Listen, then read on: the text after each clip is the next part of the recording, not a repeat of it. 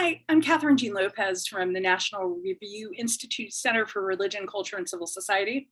And this is the second installment in our series, Fridays for Life. And I'm delighted to be able to be joined by everyone who's watching, but also Dr. Stephen Christie and Dr. Gracie Christie, who are both medical doctors. They're married to one another, and they're coming to us from Miami, Florida. And Stephen is the author of this book, Speaking for the Unborn, 30-Second Pro-Life Rebuttals to Pro-Choice Arguments, which you can get on Amazon. And so thank you, Stephen and Gracie, for being here. I wanted to specifically talk about following the science, because during COVID, we definitely heard that very often. And the science of abortion is actually generally pretty clear. We know, like no time in our history, we look at a sonogram and it's obvious this is a developing human life. And Gracie, you do a good job of using Twitter to make that point. Why do you do that?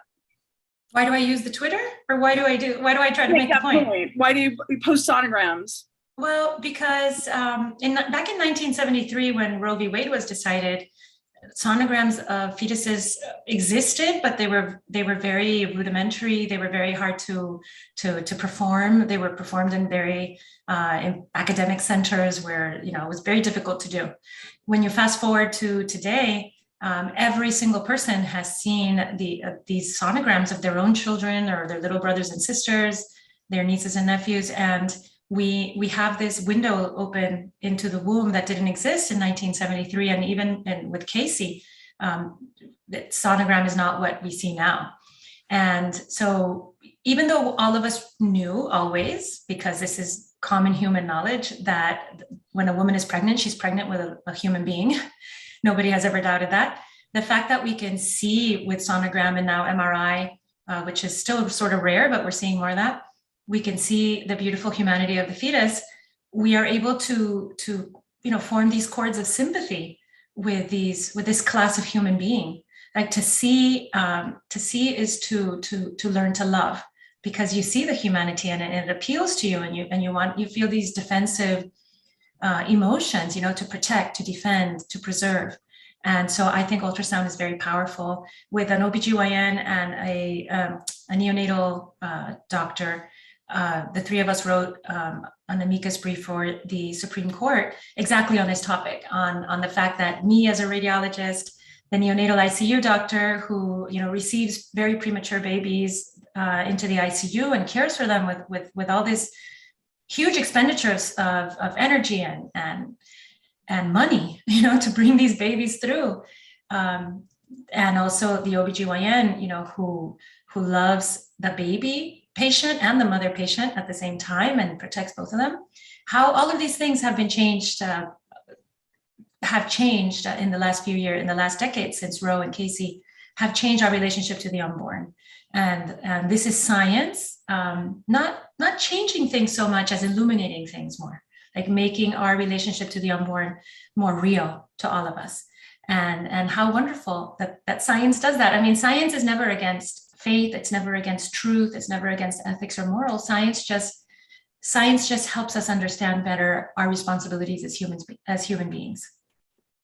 I should mention, I don't think I did in the introduction, that you're a fellow at the Catholic Association. Last week, I talked to some of your colleagues in our first installment of this series, and that amicus brief was filed on behalf of the Catholic Association. Yeah. I hope that we changed history. I like to think that we changed history. You definitely played a role. Stephen, you, just continuing from what Gracie was talking about, in your book, Speaking for the Unborn, you specifically encourage people not to make religious arguments. Why do you do that? Sure. So Gracie was referring to the fact that what is alive and what is a human and what is a person? Those are scientific questions that science has fully answered. And it's spelled out in every embryology book and every biology textbook used in every medical school the world over. So we have fantastic, powerful, and persuasive arguments for why the unborn are alive. The problem is that when you're debating people in the in the pro-choice community, almost invariably you're dealing with a secular audience. And if you're making an argument with a secular person and you make 10 wonderful non-religious arguments that powerfully explain why we should be protecting the unborn, and then you make the mistake of using the word God or sanctity of life or sin or the Bible, you see the face of the person that you're speaking with change dramatically, and you can read their mind immediately. And they're saying something like this. They're saying, oh, Steve, I didn't realize you're a freak. Have a nice day. And then all the scientific or non-religious arguments you made are thrown out the window with the one religious argument you made. So I always say that making a religious argument is handing your opponent a club with which to beat you over the head. We have so many non-religious and powerful arguments. I say, let's stick to them. Now, if you're debating a religious person, absolutely bring your religious arguments. If you're a religious person, I'm a devout Catholic, so that informs everything that I do. I just don't use the language of my religion when I'm making my arguments. There's no need to. Steve, can you talk a little bit about your own journey on this issue? Because you weren't always the author of a book like this. Sure. So I grew up in a very secular, progressive household as an atheist. I went to a very pricey, progressive private high school where it was understood that if you were educated and you were sophisticated and you were a thinker, you were obviously pro-choice. And conversely, pro-life people, those were those uneducated, non-thinking, backwards, intolerant people. And I thought this even through law school. And even into the beginning of medical school. And if you'd asked me why I was pro-choice, I couldn't have articulated a reason. I might have thrown out a cliche, reproductive justice, or I might have given you a personal attack. You're a misogynist. But I had to say what changed me in a word is the truth. And in medical school, where I met my wife, you actually study the facts about science and life and embryology, and you see embryos and fetuses before your eyes. And as Shakespeare says, the truth will out. And you learn, as I said, that there's a definition of life. It's not a matter of philosophy. It's not a matter of religion or politics. There's actually a definition of life. What is alive is a scientific question that science has fully answered. It's in every one of these embryology books you'll be using in every medical school the world over. And there was actually a precise moment for me when it happened that's kind of interesting. So in our first year, we take anatomy, and in the big anatomy lab, there was an anteroom off the edge of the room. And they stored extra desks and chairs. It was covered in dust. And one evening I walked in and there was a cabinet. And I sort of looked around the side of the cabinet. It had been obviously abandoned for years. And on shelves in jars of formaldehyde were babies in various stages of development, embryos and fetuses. And I sat there looking at them. And I became overwhelmed and sort of horrified with how irreverently they had been discarded, that nobody had seen these things probably for years. And the next morning, I made an appointment with our embryology professor, who was a wonderful teacher. And I confessed to her, I said, I was very upset at how irreverently these babies were being treated. And that's the word I use, babies. And this wonderful professor looked at me, she pointed at me, and she said, they were never babies. They were never alive. They were never alive. They were never alive. And we both froze. And I thought of Shakespeare again from Hamlet, the lady doth protest too much. And we sat there in silence looking at each other, and I knew the truth at that moment. I knew they were babies, and I knew they had been alive. And interestingly, I knew she knew it too. And that was the real beginning, the big change for me. Wow. Gracie, gosh, that was very powerful. And you see it so often in the protests. I mean, as Gracie and I have talked about recently, I frequently encounter protesters when we have a prayer vigil in New York, and there was even 2 months ago a woman simulating an abortion with baby dolls.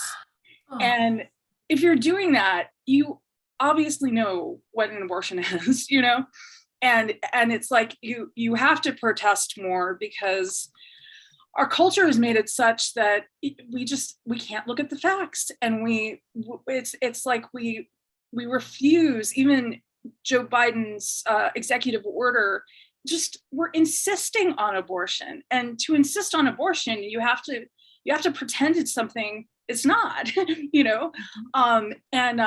Gracie, you spend a lot of time, your day job is you're a radiologist, but you also spend a lot of time making arguments about this.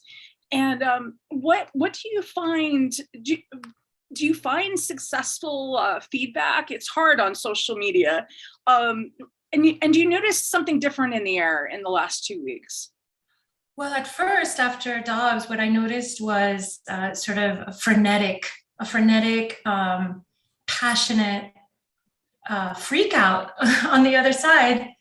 And to me, it was very surprising because I guess it wasn't surprising. It was surprising because I understand what Roe is and what Casey is legally. And I understood that it's not an on-off switch. You don't go from abortion 100% to abortion 0% by losing Roe and Casey. You simply go to another phase of this national conversation we've been having on abortion for many, many decades. And it's a very important phase because now this is where we need to make the case on a state-by-state basis.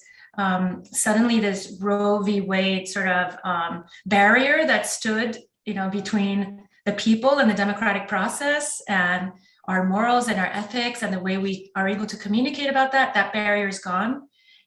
So in the beginning, I think there was a lot of frantic fear that we were going to go from abortion's okay for 40 weeks of pregnancy to, zero abortion and all the horrors that the left tries to bring up that go with that.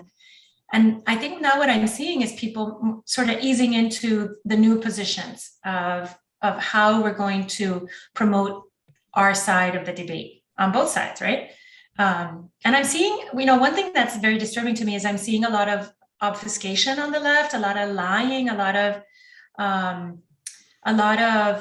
mixing up of terms in order to cause the most fear and the most unrest and the most anxiety in people's hearts. In my own state of Florida, we have now a 15-week elective abortion ban. That's supremely reasonable by any world standard.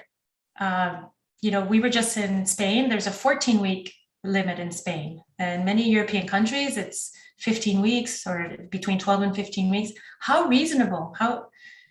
I'd like it to be zero, but 15 weeks is supremely reasonable. So I'm finding it very interesting to see people adjusting to the new reality.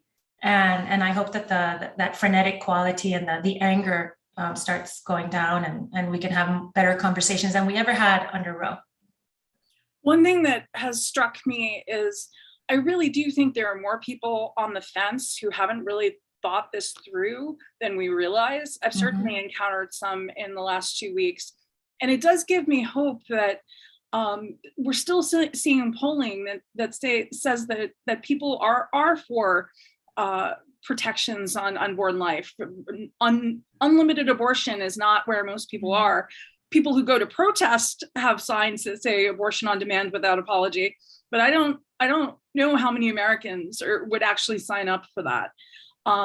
And I certainly hope the Democratic Party takes that to heart, because it would be nice to have some competition for pro-life voters. It would be nice to have pro-life people on the Democratic side. It would be wonderful, because I think that it's a much better place that we're standing in now, when we can have real arguments and real meetings of the minds, and we can try to convince each other. I don't think I could ever be convinced that discarding a human life, an innocent, vulnerable, tiny human life that's never done any harm to anyone, would ever be a good thing. But I'm willing to, I'm happy to go out there and listen and try to convince people in a sweet and loving way.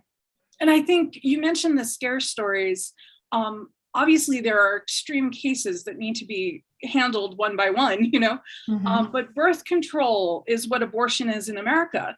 And I don't think, again, most people, if confronted with that, would think that's a good thing, including for young girls. I encounter so many young girls, and you do work, Gracie, in pregnancy centers in Florida. I imagine you see that all the time. Yeah. It's actually, one thing I see here in Miami that's so shocking to me: women who come from Cuba, where abortion is a primary form of birth control, if you can believe it. I've seen their papers, 17, 18 abortions for a young woman. Oh. And I think, that just informs your whole idea of human dignity. I mean, yeah, in countries where human dignity is at a low is on low valuation, that's where abortion is high. So I have a lot of hope for America that we're going to get, it's wonderful to me that it no longer can be said in America that the Constitution defends the killing of the unborn, or that that's a constitutional right. I'm just so happy for America that that's no longer the case. Which of course it never was, but right. The Supreme Court lied and said it was. Steve, you mentioned that you come from a secular progressive background, and you must have lots of people in your life, I know you do, who don't agree with you on abortion. Sure. Well, I know this book was a labor of love, and you had a sense of urgency about communicating as a doctor and as someone who has really thought through these issues. What do you find is most fruitful in having a conversation with someone who's adamantly against you on abortion? Yeah, so but in the book, before we ever get to the arguments, we talk about the strategy. We talk about where we speak, we talk about how we speak, and then we get to the words, the actual what we speak. And the where we speak is I think the first important issue is, there's these Ben Shapiro's out in stadiums that are fighting the battles like gladiators, and that's wonderful, but most of us are not like that. And there are legislators that are in Congress that are going to pass laws, and that's great. Or there's appellate justice attorneys who are fighting in the Supreme Court, and that's awesome. But the rest of us are normal people. But we have a critical role to play. So our jobs are in our every ordinary day lives, working with the people, our friends and our families and our coworkers, trying to change people one heart at a time. So that's sort of the where we speak. So for me, as you said, I grew up in a secular, progressive, pro-choice household. So my parents, who I'm very close with, are pro-choice people. My sisters are pro-choice people. Most of my childhood friends are pro-choice. So I speak with them. That's the where. The how we speak is, and this is not always easy, but we always speak charitably, no matter how the other side is speaking to us. We always speak intelligently and using these arguments persuasively. We're clear, we're articulate, and we have our attention spans are 30 seconds. So for instance, in the book, the arguments are 30 seconds long. We're mindful that, as my wife alluded to in her work there, about 25% of women that we're speaking with have already had an abortion. So we need to speak with them with compassion and not condemnation. That's not helpful. And remember that we're winning hearts. Now, a lot of people say to me, that sounds great, we're winning hearts, but what does that mean? And for me, when I'm speaking to somebody, I always ask myself, what are the words that I want to hear from them? And I'd love them to say, hey, Steve, that was a great argument. I'm now pro-life. Fantastic. Have a great day. That rarely happens. But the words I'm always hoping to hear somebody say to me is, Steve, that's interesting. I never really heard that before. I never thought about it that way. To me, that's the sound of the heart opening to the truth. And for me, what's exciting is apostolate in our faith, I find very difficult. So I go out there as a good Catholic and I try to spread the good news. It's frustrating for me. The fruits of your labors you may never see, or they're many years down the road, or maybe I'm not so good at it. Apostolate, if you want to call it that, in the pro-life movement is very exciting, and you see the fruits all the time. It's unusual for me to not be able to convince a pro-choice person at least to limit abortion to 10 or 12 weeks. It's very unusual. And it's not because I'm all that articulate or bright. It's because our side relies on facts, truth, and science. And those are very compelling things to rely on. The other side is relying on trite cliches, reproductive justice, whatever that means to them. They're relying on ad hominem personal attacks. You're a misogynist. And facts, truth, and science win out every time. So we're charitable, we're patient, we're kind, and be prepared. Know your arguments. Be ready to go with them, because the opportunity comes fairly frequently, and you don't want to miss your one chance to make your case. Now, you recommend that you be able to answer the question why you're pro-life in 30 seconds? Right. So I always get put on the spot with it unless I'm going to mess this up. So so I say the opportunity to defend yourself, and the position comes up all the time, usually when you're not expecting it, and you get that one chance to make your case. So when I was writing the book, I kept saying to myself, well, why am I pro-life? And I had these sort of arguments, but I hadn't put them together in one argument. So I said that everybody that's in the movement should have their little summary. Mine's in the book. It's on a website, speakingfortheunborn.org. So it's free. You can grab it, or you can contact me through the website and I'll give it to you. But I say I'm pro-life because I'm pro-science. There's overwhelming scientific consensus that life begins at conception. And I'm pro-life because social justice begins in the womb. Every living human being is entitled to the most fundamental of human rights, that being life itself, because being a burden on someone is never justification for killing them. And I'm pro-life because I'm pro-woman, because abortion degrades women, treating their fertility as a defect enabling men to use and abandon them at their most vulnerable. Abortion never empowers women, only the men who wish to abuse them. And I'm pro-life because I'm against violence, because abortion is not only immoral, but it's an act of extreme violence against the most vulnerable. And I'm pro-life because of the visible evidence, ultrasound, and now MRI clearly reveal to the world what's moving inside a woman, and that's a living baby. And lastly, I'm pro-life because of objective morality. If abortion is the killing of an innocent unborn child, then it's both cowardly and immoral to remain silent. And then I always say, that's why I'm pro-life. And why aren't you? And invariably, the person I'm speaking with is stunned into silence. They're not prepared. But sadly, I've learned people on our side are also unprepared. They say, well, I'm pro-life because abortion is wrong. And that's great. It's great to know abortion is wrong, but we need to be able to articulate why it's wrong.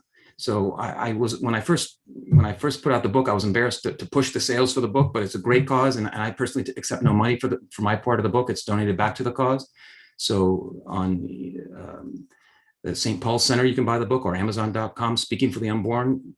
Buy it. And I say, if you like it, thank you. If you like it, leave a 5-star review. It helps the algorithm there. If you don't like the book, leave a 5-star review anyway. But I just think the cause is great, and it's very exciting to be on the end of a winning cause. And again, not because we're necessarily more articulate or brighter, but the cause is a winning one. Facts, truth, and science win. You know, Stephen just said one of the arguments that I think is the most powerful and the most difficult to convey to the pro-choice side is that abortion is bad for women, because obviously on the left or on the pro-choice side, abortion is held up as this liberating procedure that keeps women equal to men and liberates them from their terrible fertility and all the consequences of our fertility. And for me, it's 1,000% clear that abortion is a lose proposition. The baby loses, the mother loses, the father loses, society loses. And how to express that to people who've grown up hearing abortion's a liberator for women. Abortion has liberated us. To me, that's a very, very powerful thing that we really need to keep conveying. Is how degrading it is for women, and then how it leaves women holding the bag for all of society. So all of society has decided that sexual liberation is this great good, right? It's this tremendous good. Well, sexual liberation leads to children being conceived who don't have a home to come to, or they're not received into this world once they're conceived. Why are women being made, to solve that problem for society? To solve it with their broken heart. Yeah. It was really telling, I thought, when companies started to say that they would pay for the abortions of women who have to go out of state, because it's good for business for women not to be pregnant. Exactly. Children, they don't have to take time off of work, and it seems so transparent. Yeah, and women that companies that don't pay for things that women really need, like maybe diabetes medication for their diabetic children, Right. So yeah, these companies, I think they're going to be ashamed of themselves for having suggested that personally, eventually, I hope. Yeah, I certainly hope that history makes clear what we did wrong during these years. I just want to mention to anyone watching live that as one person already discovered, you can put questions in the chat box. And one of our viewers has said, responding to something Stephen said, "It has annoyed me for years that Christians and especially Catholics are most commonly called on to represent the pro-life anti-abortion cause. I'm a 75-year-old secular Jew and have opposed abortion for as long as I can remember. I know I'm not alone, but it's exceedingly rare to find a secular non-Christian placed in any position to represent the anti-abortion view." And that is, thank you for testifying. That's wonderful. I know many secular people who are pro-life. I mean, look, if you can love a puppy, you can love an unborn child. I mean, this is our hearts are made for compassion. Our human hearts are soft and made to be compassionate and sympathetic and love the tender and the vulnerable. So this is a human need to be compassionate to our little brothers and sisters. So religion is not the way. It's not the only way to get there. A good heart brings you there. I fear I told this story on your podcast, the Catholic Association podcast the other day. But outside Planned Parenthood in New York, in Manhattan, there's a man who lives in the neighborhood who has a dog with 3 legs. And he often gets into fights with evangelical pro-life counselors. And I just think, my goodness, and they tend to argue on religious grounds, as Stephen was advising we not do. Just look at the dog. If that dog was a baby, that dog would probably be aborted. Yeah. And so yes, if you can get at people with facts, but also when they see facts, it stirs their hearts, as you were saying, Gracie, earlier. I'm sorry, go ahead. No, go ahead, Steve. I was saying, one of the things that we put together on the website, speakingfortheunborn.org, are we paid for the rights to have photographs and videos of the unborn. And they're deeply moving. And again, they're evidence of the truth. So if somebody says to you, at 12 weeks, it's just a clump of cells. In the book, I can articulate why it's not just a clump of cells, but sometimes let the unborn speak for themselves. And have on your phone, I always say download, you can do this from the website, download to your phones these photographs and these videos. So you can say to somebody who says, it's just a clump of cells, say, do you mind me showing you a 12-week-old baby? And you tell me if it's a clump of cells. So sometimes just handing the phone to the person, you'll see their face will go white when they say, oh my goodness, I didn't realize. That's why, again, it's very exciting, because you're bringing the truth to people. It's not a strategy of deceiving them or pounding them into submission. You're just giving them facts and the truth and science. But it's got to overcome, as you both have been talking about, we've developed a very defective and dangerous human anthropology.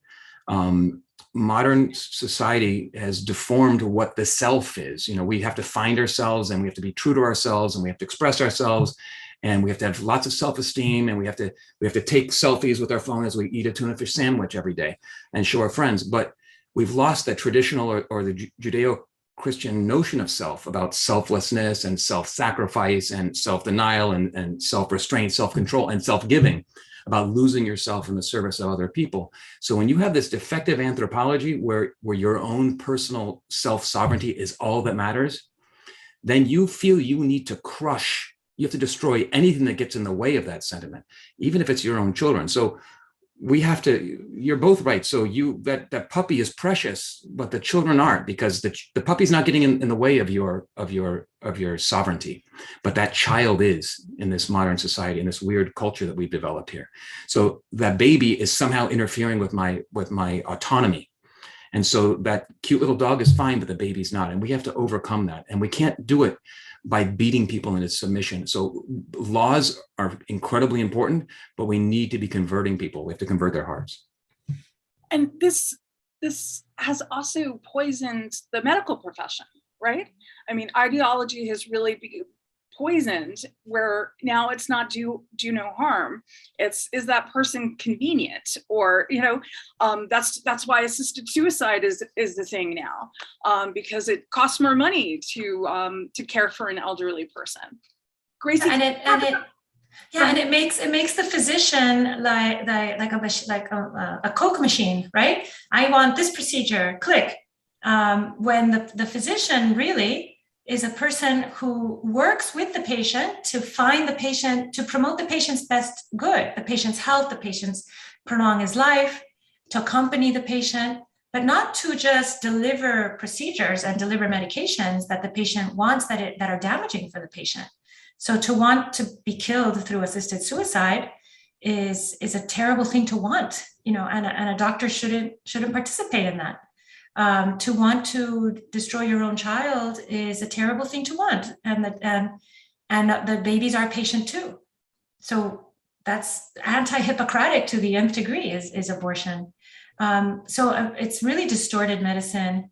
We see it now with, for instance, transgender medicine, medicalizing people and doing all these horrible surgeries on them just because they want it, even though most doctors are convinced that it's not good for them and that we wouldn't normally be removing healthy organs for people who don't want their organs.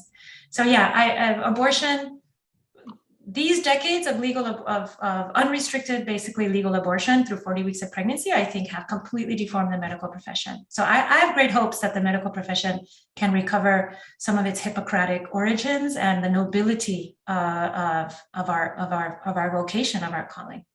Can we go back to that Coke machine again? Because there's some of the scare tactics are, the church is coming for your contraception now, right?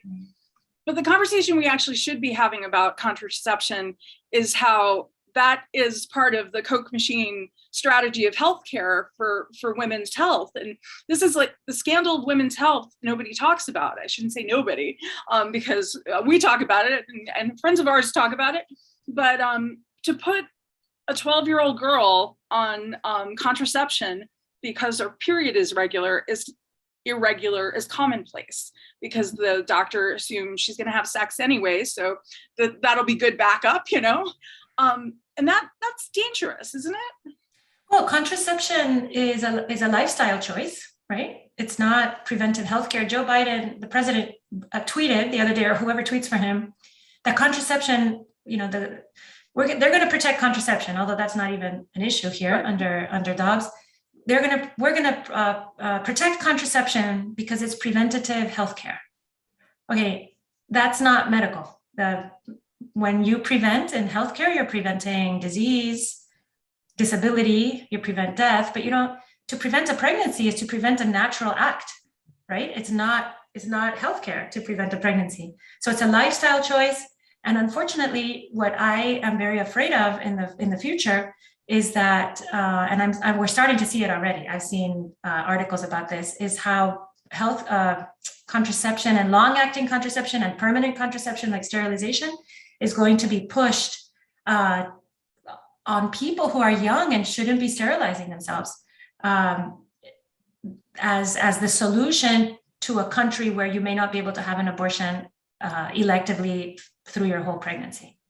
So yeah, I think the contraception issue is a big deal. And also telemedicine abortion is another thing that's going to blanket our country. I wouldn't be surprised if we're going to have machines where you can, click on your, maybe I'm being excessive here, but yeah, people are going to be wanting to order them online and be of any age, maybe with an ectopic pregnancy, which can kill you if you take these drugs and you're having an ectopic pregnancy. But maybe Steve can speak more to that, since Stephen did a part of a residency in OBGYN and is very well versed on all these issues. And I'm happy to speak about that. I was going to mention one point that usually in our family, my wife is the optimist, but in this case, I'm, and I hope I'm not falsely optimistic here, but this is the way I see what's happening right now after the Dobbs decision. Our nation has this long history of outrage whenever rights that have been extended to classes of people that have been considered undeserving or undesirable or inconvenient, whenever those rights have been extended to those people, Americans go ballistic. So whether it was Americans losing the right to own other human beings, or allowing women the right to vote, or permitting Black children to attend what were previously all white schools, every time America made itself a more just nation, those who felt aggrieved responded with rioting and rage and outrageous behavior. And now, years later, it's hard to find anyone who's not ashamed at the reaction of those who fought against such fundamental justice.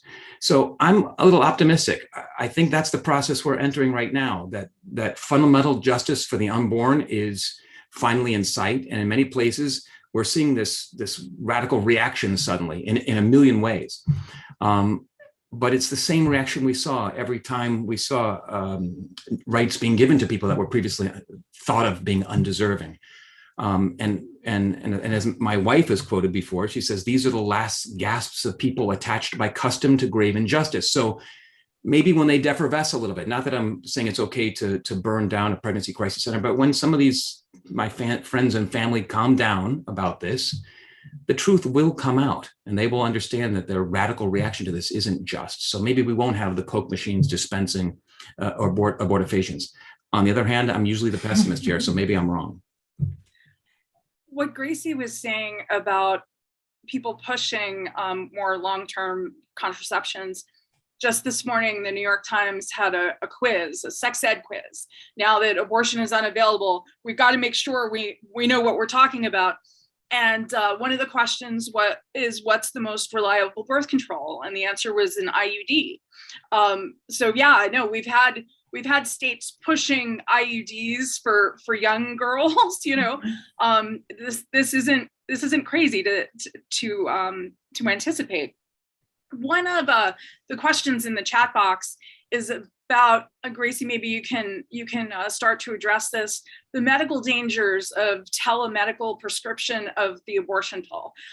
You know, we know that already most of the abortions in the United States are by pills, which I don't think most people know, just based on the questions I've been getting from people and reactions I've been getting when I talk about abortion by mail. They think I'm crazy, you know, but unfortunately I'm not crazy. Could you talk a little bit about how that works?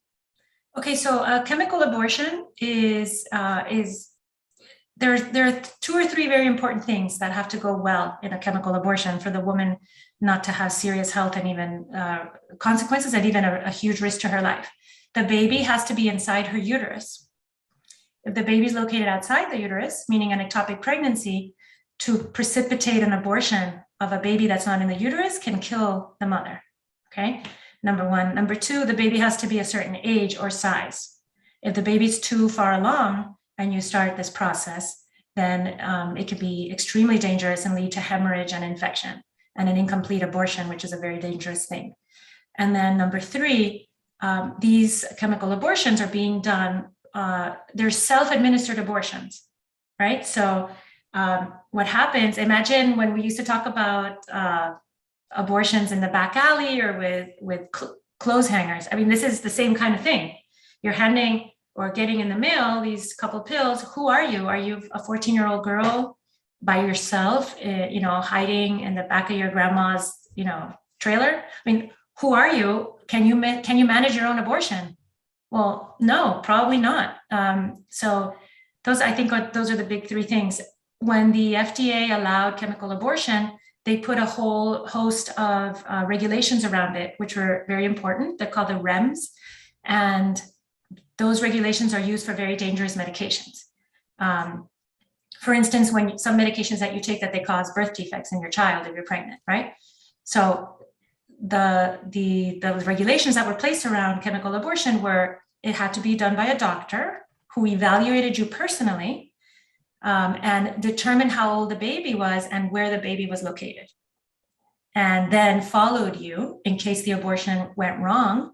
You had to report back and he had to check you and make sure, or she had to check you and make sure that everything went well and you're not now walking around septic or hemorrhaging, right? So unfortunately, because of, you know, Dobbs, what we're going to see now is just a wholesale blanketing of the United States with chemical abortion. And we're going to start seeing an uptick in women mismanaging their own abortions, which is, you know, it's beyond, it's just brutal what people are going to be doing to women. I would just add to your points. You're right. So overlooking ectopic pregnancies, incredibly important. Wrong dating. So these medical or chemical abortions are up to 10 weeks. But if you had an implantation bleed at 4 weeks, so you thought that was a normal period, maybe you're 14 weeks along now. That's a danger because you're not supposed to have a medical abortion then. You could have excessive bleeding. You have, as you said, incomplete abortion or septic abortions. But one point I wanted to add was, if you receive this illegally from another state and you begin having some complication, women are going to be afraid to now seek the medical care they absolutely need. So now they have an abortion going wrong and they're in a state where they were not supposed to get this. They got it illegally. They self-administered it when they shouldn't have. They had no physician looking after them. And now they're afraid to go to an emergency room at all. So these women are at great risk. So this is absolutely a dangerous thing, self-administered medical abortions. And we do such an injustice, or advocates of abortion do such an injustice when they act like this is no big deal. This is like taking Tylenol or something, except there might be some more bleeding than if you took Tylenol.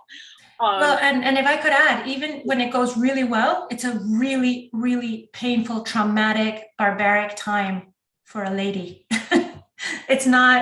This is not take a couple of pills and wake me in the morning. No, this is a very, very horrible experience. I was just looking on Planned Parenthood's website yesterday, and their description of it is, well, get ready to settle in and watch some Netflix and spend a lot of time in the bathroom kind of thing, but making it sound like it's so routine. It's simply not. And also women sometimes deliver their their dead babies into toilets. Right. And and that's what it says on the website, sit on the toilet. And I'm sorry, maybe I shouldn't talk like that on the webinar, but no, it's the reality of it. And yesterday there was a beautiful op-ed in the Wall Street Journal by one of the assistant editors on the op-ed page, who he and his wife experienced a miscarriage, and they went to the church they wanted to bury the baby, but nobody really knew what to tell them. And in some cases like that, the doctors think you're crazy. And, but this is, like Stephen was talking about in his conversion moment, you see that this is a baby and it should be treated reverently.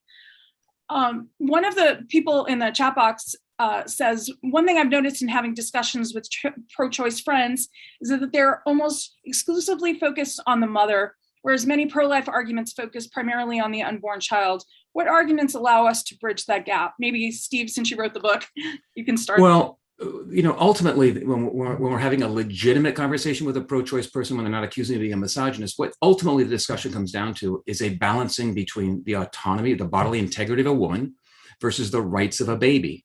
And both of those are very important. My wife is in front of you right here. I think her bodily integrity is very important. I have two of our 5 children, our daughters. I think her autonomy and bodily integrity is very important. But like all of these rights in life, they're not absolute and they have to be looked at. So when we're comparing, for instance, a woman's right to bodily integrity, we're comparing it against the baby's right. So we're looking at a woman's right to not be inconvenienced, even significantly inconvenienced for 9 months, versus a baby's right to not be killed. So one is a right to lifestyle, one is a right to life itself, and life has to trump lifestyle. So, we say the right to swing your fists ends just before it touches my nose. When they yell at us reproductive justice, what is justice? It's giving each person their due. So this is a balancing, and I respect the difficulties that the issue raises, but we know on which side the truth and justice ends up on. So I say I'm also very pro-choice. I am, just with one less choice than you are. I believe you can choose abstinence. I believe you can choose motherhood, or I believe you can choose adoption. I just don't believe you can choose to kill your child. And those are some of the arguments we use. I think, and if I could add to that, the mother doesn't win when she loses the baby. Right. So when people keep saying, well, it's the baby's life versus the mother's ability to get on with her life and not lose her education or be mired in debt or in a terrible or have to give birth and then give the baby up for adoption and worry about that baby for the rest of her life, which I think that's a worry, right? That's what we can sympathize with. But abortion hurts women. Abortion is a terrible hurt.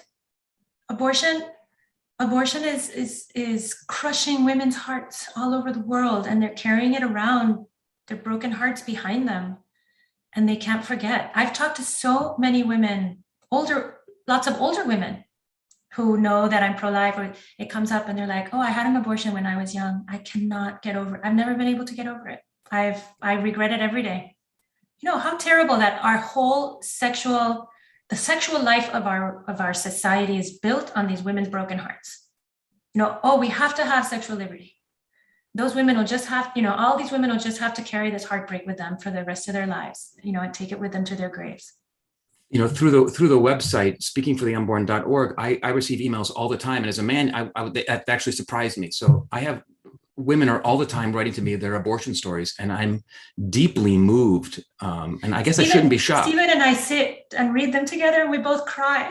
Yeah, I mean, you'll have people that were 50 years ago. There's a woman who sent a story that when she was 15, she got pregnant. Her mother made her boyfriend drive her to an abortion center. That she had an abortion.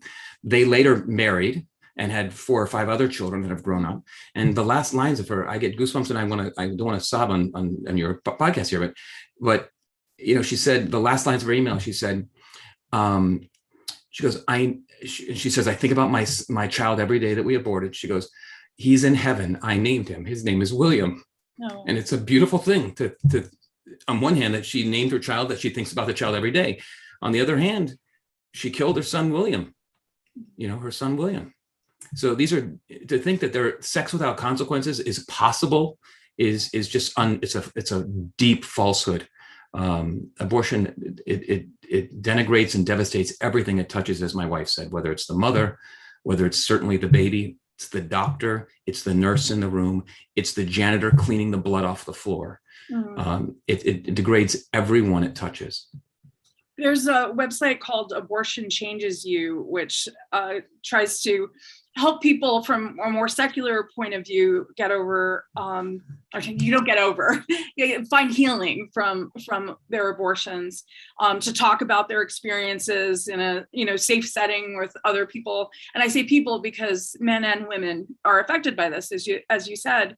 And also their Christian post-abortion healing ministries. I remember one day walking into one of the Sisters of Life convents that is dedicated to post-abortion healing, and they had just had a retreat for women who had suffered abortions and wanted healing from them. And I walked into their chapel, and there were about 75 roses on the altar. And each rose represented a baby who had been aborted. And to my memory, there were only about 25 women at that retreat, and that represented all of the babies that they had aborted. And when you see something like that, I mean, or you read those testimonies, this isn't just another issue to be debated. This is the human rights issue of our lives, and it's led to so much misery. As you were saying, Gracie, Steve, you mentioned adoption, and I've made Gracie talk about this before, so I'm going to make you talk about this before. You have an adopted daughter, the two of you. Can you talk about why adoption is so important and not something to shame people about, particularly the birth mothers, but we're seeing people who want to adopt being caricatured. Luke Skywalker, Mark Hamill on Twitter for Independence Day weekend had supervillains as the scary Christian families who are going to adopt babies who are now forced to be born. Can you talk a little bit about that? Sure. So after we had 4 biological children, we realized that we didn't have enough stress and anxiety and debt in our lives. So we decided to adopt a baby. And to say it was the best thing that ever happened to me, I mean, I don't want my other kids to hear that, but it was the best thing that ever happened to me. My life would be so absolutely incomplete without our youngest daughter, Luli, who we adopted at age 9 months. She's 15 now. And, I usually, as I said before, I don't mix religion with my discussions of this, but for me, my favorite thing, I'm a wacky Catholic and I love my faith.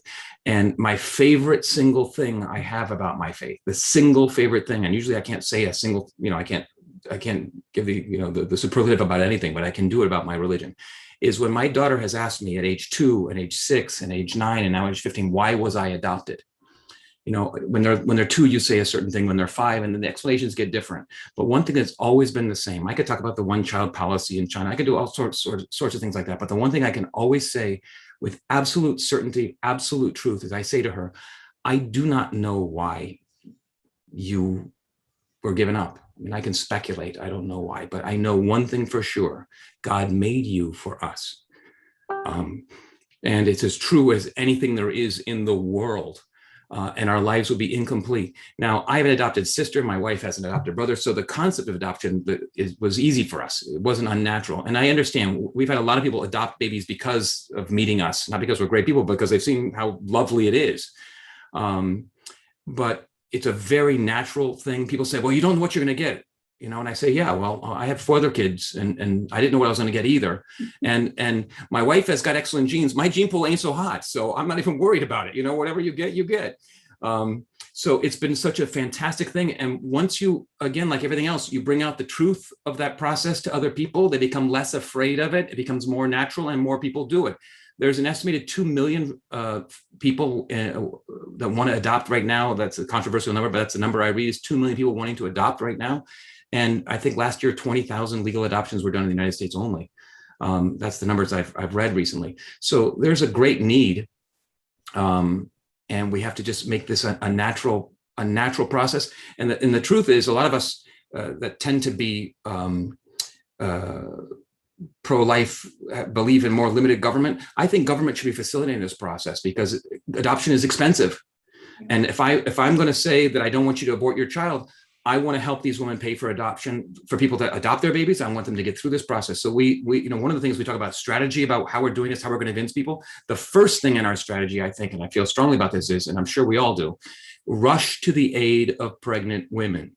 That's the first thing we have to do. And the second thing we need to do is rush to the aid of pregnant women and be at their sides financially, emotionally, whatever they need. We need to be there with them and walk with them during that difficult time and that frightening time.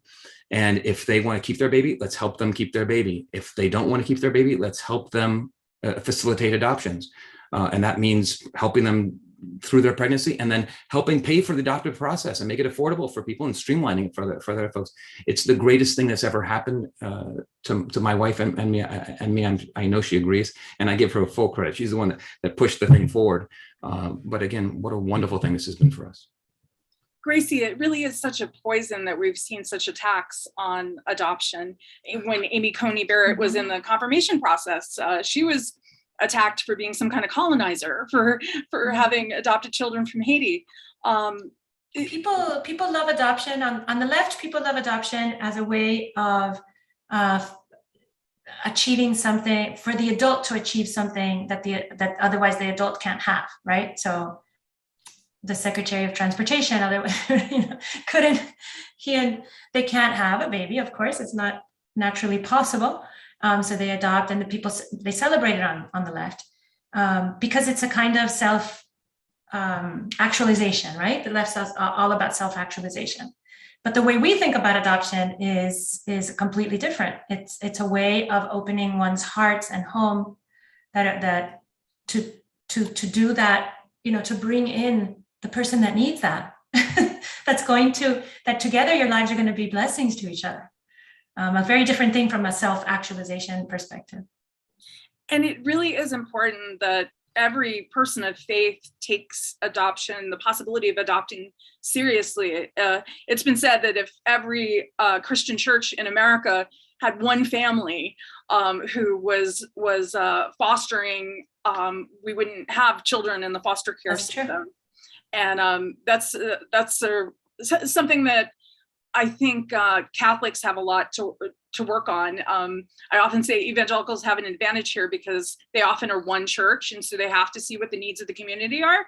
And Catholics can sometimes trust that the bureaucracy is taking care of all the problems. No, every parish needs to know, look around. And even within the walls of the church, do you know who is fostering, who's an adoptive parent? If you adopt from foster care, particularly, the child may have added challenges because of trauma.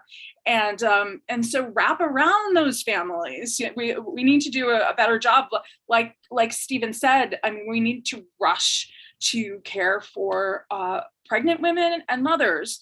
Single motherhood is so hard and so courageous. And we need to acknowledge that in more robust ways. So we only have about 5 more minutes. So I just wanted, Gracie, if you would talk a little bit about your work at pregnancy centers. And I also just want you to share, particularly, if people watching this live or later on the National Review Institute's YouTube channel, have friends who very much disagree, have friends who don't know the facts, or maybe themselves really don't know what to think. What would you want them to hear? I think that a very important part of all this is to have a lot of confidence. I want them to hear confidence on our side, that we we love the baby. We want the baby to have a chance at life, a stab at life, but we love the mother. You know, the mother is also the mother has to be safe from abortion too. And we love the father. You know, the father needs to know himself a good father who protected his baby and protected the mother of his baby. And we love the children. We love the child's grandparents, you know, who deserve this little light in their life that will shine when they're elderly and tired, and they need someone to love them. And I feel it's important to hold all these things together. Also, the goodness for the medical profession, the beauty of having a country where there's a whole class of people that aren't called constitutionally unprotected. To reduce abortion, to get abortion out of the way is a win for everybody, every single person in this country going forward, and to have a lot of confidence in that. You know, don't be ashamed of saying, "Oh, abortion's horrible." But what about the mom? What about this? No, be confident, because to get rid of abortion is to get rid of a terrible stain that's just causing grief everywhere. I'm reminded when you talk about loving the mother and the child, I brought back from the March for Life this year a sign that's shaped in as a heart and like a Valentine's Day heart, and has a drawing of a mother and a child and says, "Love them both. We love them both." And that was I think that was last year, some years. March Yeah, we had that. Yeah. Steve, your closing words. Yeah, sure. I would add, before I do that, I would add one thing to what my wife says, and that is we also have to have courage. My wife is naturally the most courageous person I know. She'll rush out into a crowd and argue with anybody or debate anybody. I'm not so courageous. So I want to sort of write the book and then hide and not talk about it and let somebody else do that work for me. You know, before coming on here, my palms got a little sweaty, and my wife loves to do these things. I get a little nervous for these things, but we can't afford that luxury of not being courageous. So you don't have to go into the stadiums like Ben Shapiro, and you don't have to be an appellate court lawyer, but you have to be able to speak on behalf of the 62 million children who can't speak.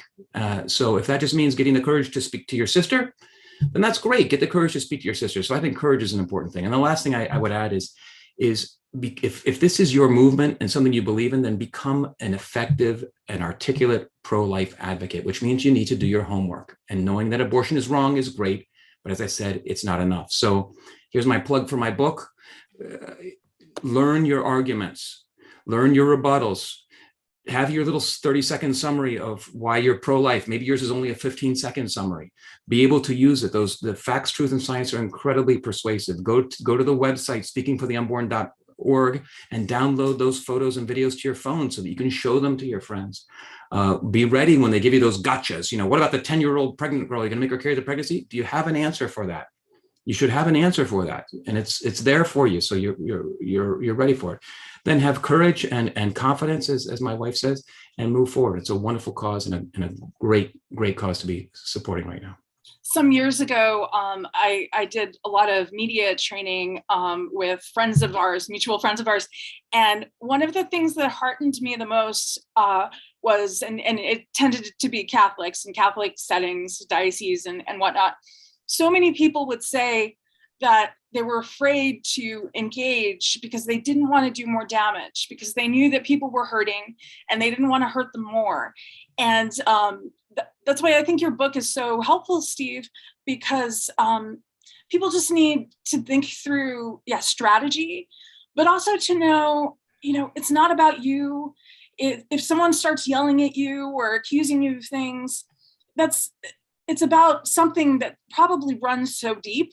And so one of the civil communications principles we would talk about is be ready to absorb anger and hurt, and then give it back to God. Don't let it eat you up, but just to know that all you're doing is trying to open a door to truth, and I think more people with conversations like this, with books like you've written, Stephen, by the commentary that you do, Gracie, will become more confident and unafraid in telling the truth and engaging with people who often have been miseducated about the issue of abortion in many ways from many places. So with that, thank you everyone who joined us live. Thank you anyone watching afterward. Please feel free to share this, because as I said, I think the more we share these kind of conversations and have these kind of conversations, the more likely we'll get to a place where we can protect human lives and not have so much anger. Thank you so much, Stephen and Gracie, Christy, for joining us. And again, the book is Speaking for the Unborn, 30-second pro-life rebuttals to pro-choice arguments. And Gracie, what's your Twitter handle? Do you remember? @GChristyMD. And Speaking Unborn is yours, Stephen, right? Speaking for the unborn. Oh, for that, yes. Yes. Speaking unborn. Thank you so much. Thank you, Catherine, for having us, and thank you for doing this and for shining a spotlight on all these important issues. You're helping the whole country. Oh gosh, well, thanks be to God for the platform. And anyone joining us for the first time, the National Review Institute will continue doing virtual events like this, and we'll have one next Friday. Keep an eye on my Twitter @Catherine Lopez or the National Review Institute or National Review, and there'll be information about the next conversation. Thank you so much. Thank you.